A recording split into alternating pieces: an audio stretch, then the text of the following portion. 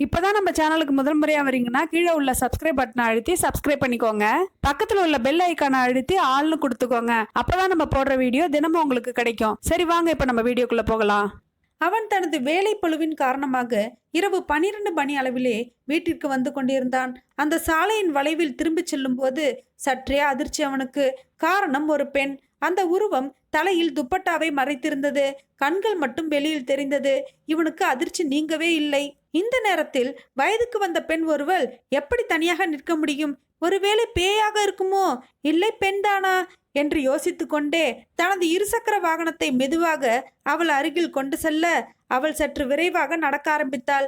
Hello, யாருங்க நீங்க? இந்த நேரத்துல இங்க நிக்கிறீங்க என்று கேட்டான். பதில் இல்லை.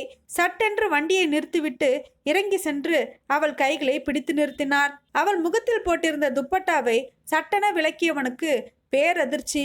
மேகலா, நீ எப்படி இங்க என்று அதிர்ச்சியுடன் கேட்டான். பதில் எதுவும் இல்லை. இவன் மீண்டும் மிடுக்காக கேட்க பேச ஆரம்பித்தாள். நான் கல்லூரியை முடித்ததும் மேற்படிப்பை தொடங்கினேன். திடீரென்று அப்பா இறந்ததால் படிப்பு பாதியில் நின்றது. அண்ணன் வேலைக்கு செல்லாத காரணத்தால் குடும்பம் உணவுக்கும் இதர தேவைகளுக்கும் சிரமப்பட்டது.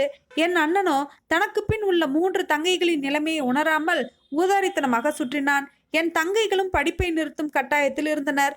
என் மனம் பொறுக்கவில்லை. எனவே நான் வேலைக்கு செல்ல முடிவெடுத்தேன். பல இடங்களில் வேலைக்கு அணுகினேன். அவர்கள் என் அறிவை விட அழகையே ரசித்தனர். அவர்கள் வேண்டாம் என்று நல்ல இடத்தில் வேலை கிடைக்காதா என்று ஏங்கினேன். இறுதியாக ஒரு அலுவலகத்தில் எனக்கு வேலை கிடைத்தது. முதலாளி நல்லவராக இருந்தாலும் சக ஆண் பணியாளர்கள் என்னை பாலியல் ரீதியாக வார்த்தைகளால் துளைத்தனர். எனக்கு குறைவான சம்பளம் அங்கு கிடைத்தது. எனது சீனியர்கள் என்னை பணி ரீதியாக அதிக வேலைப்பளுவை கொடுத்தனர். தனக்கு கட்டுப்பட்டால் வேலைப்பளு இருக்காது எனவும் அதிகமாக பணம் கிடைக்கும் எனவும் கூறினார். இந்த வேலையை விட்டுவிட்டால் என் குடும்பத்தின் நிலை என்னவாகும் என்று யோசித்து கொண்டே நான் அந்த வேலையிலேயே இருந்துவிட்டேன். அவர்கள் பேசிக்கொண்டே தகாத இடங்களில் தொடும்போதெல்லாம் பொறுத்து கொள்வேன். நாளடைவில் முழுமையாக என்னை இழந்தேன். இப்பொழுது பழகிவிட்டது என்று கூறினாள்.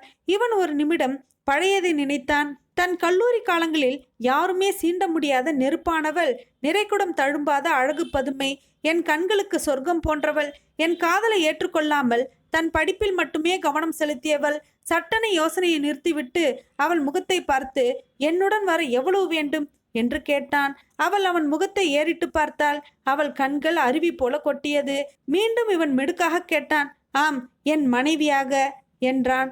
அவள் இல்லை, எனக்கு தகுதி இல்லை என்று கதறினாள். நான் கழிவுநீர் கால்வாய் போன்றவள், நீ தூய்மையான நீரோடை போன்றவன் என்றாள்.